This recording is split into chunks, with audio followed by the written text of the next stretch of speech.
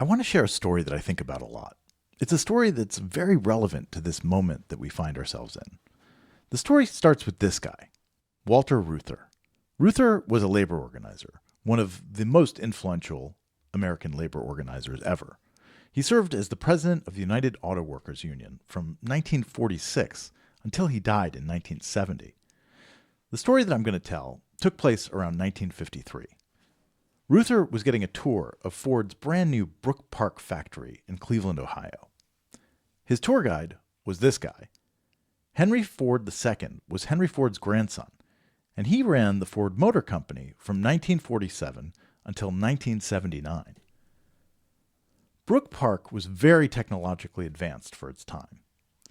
As Reuther later described it, he saw acres and acres of machines, some of which had a worker standing at a master switch just watching green and yellow lights blinking off and on to tell the worker what's happening inside the machine.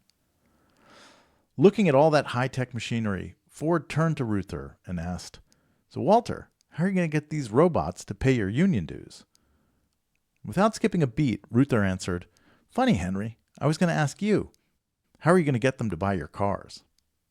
Now, with all the talk today about AI and the future of work, we can learn a lot from this story's fundamental wisdom.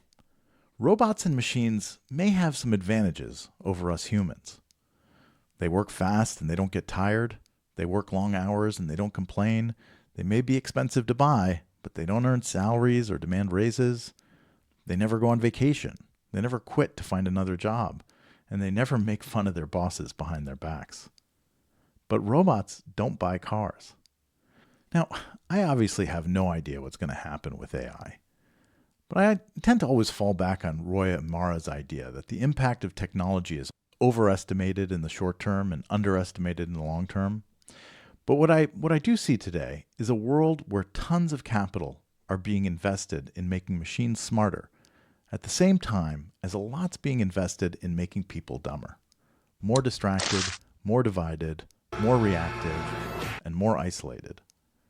Now, it's likely that AI will continue to advance, In and this that as it video, I'm does going to be so, teaching you the it'll change advanced the prompt kind of engineering jobs that people theory do. and methods used by Our challenge today is figuring out better systems for making people as smart, flexible, creative, and imaginative as possible.